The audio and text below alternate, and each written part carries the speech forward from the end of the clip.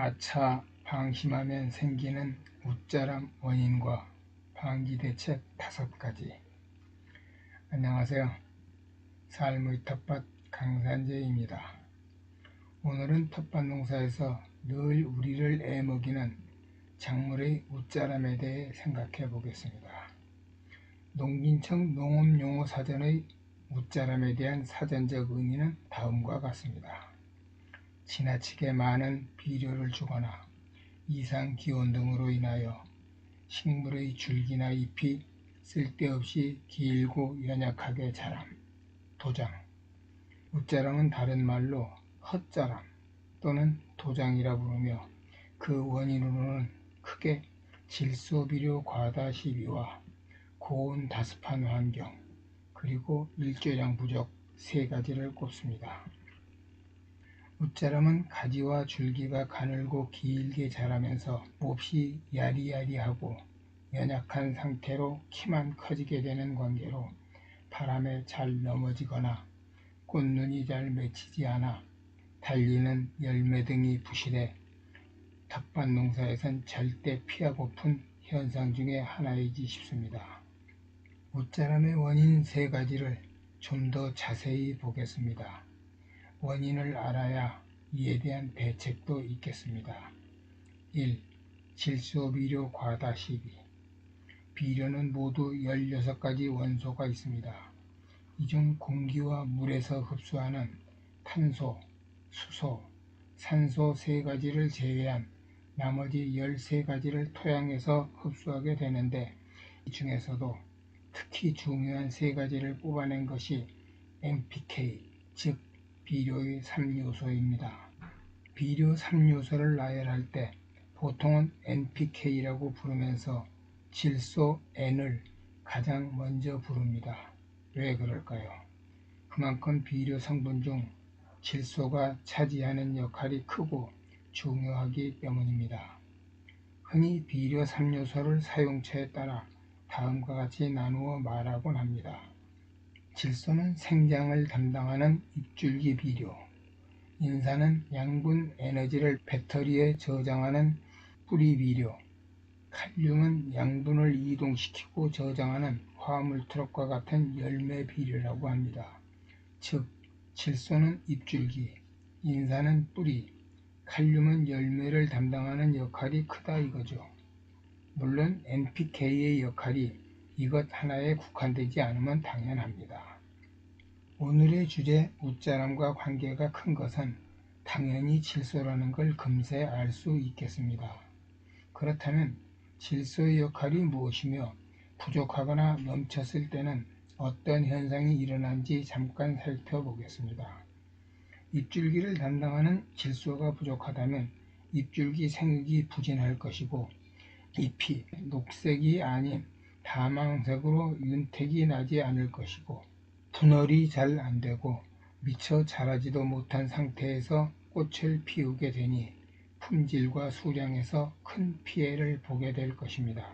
반대로 질소가 너무 많아지면 어찌 될까요? 질소 부족의 반대 현상이 나올 것임은 분명합니다. 웃자람으로 줄기와 잎이 너무 자라나 연약한 모습이 될 것이고, 약간의 바람에도 쉽게 넘어지는 도복이 일어나 수량에 큰 타격을 줄 것이고, 저항성이 낮아져 병충해에 쉽게 노출될 것이며, 꽂는 형성이 늦거나 잘 안돼 품질과 수확량에 큰 피해를 보게 될 것입니다. 2. 고온 다습 환경. 고온은 특히 일교차가 적은 정도에서 기온이 높을 때 웃자람을 부추긴다고 보고 있습니다. 광합성이 부족하여 영양소 포도당이 부족한데 기온이 높아지면 호흡수가 늘어나며 세포 분열이 가속화되면서 영양소 부족으로 연약한 줄기로 키만 커지는 웃자람이 생긴다 이거죠. 수분 과다란 말 그대로 작물이 배출하는 것보다 섭취하는 수분이 너무 많아지는 현상으로 물의 수요와 공급의 형평성이 무너진 경우를 말합니다. 보통 작물은 60 내지 70%가 수분이라고 보셔도 됩니다. 때문에 그만큼 많은 물이 필요하기도 합니다. 물론 작물에 따라 수분 공급은 달라야 합니다.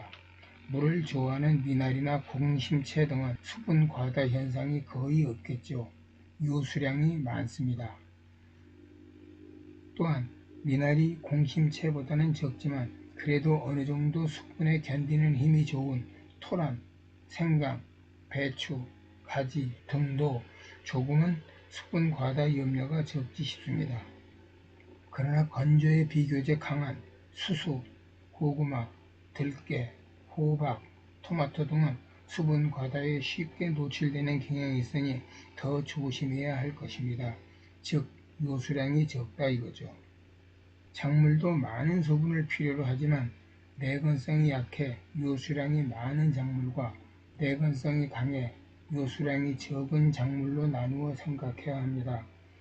작물에게 수분이 부족하면 우선 무기양분 결핍증이 나타나고 정산작용 부실로 광합성이 저하돼 양분 축적이 안되니 사람이 부실하고 낙과 발생과 바이러스병에 쉽게 노출되는 피해가 생깁니다. 반대로 필요 이상 수분이 공급돼 과다 현상이 되면 수분이 땅속 공국을 채우는 바람에 산소 부족으로 뿌리 숨쉬기가 힘들어지고 웃자람과 열과 현상이 나타나 많은 부작용을 함께 갖게 되니 텃밭 농사에선 피해야 될 일이겠습니다. 3. 일조량 부족. 작물은 뿌리에서 뽑아 올린 물과 공기 중에서 흡수한 이산화탄소 그리고 햇빛을 이용해 광합성을 함으로써 사람의 에너지를 만들고 산소를 내놓습니다. 그러나 햇볕이 부족하면 햇빛을 조금이라도 더 받기 위해서 웃자람 현상이 나타나게 됩니다.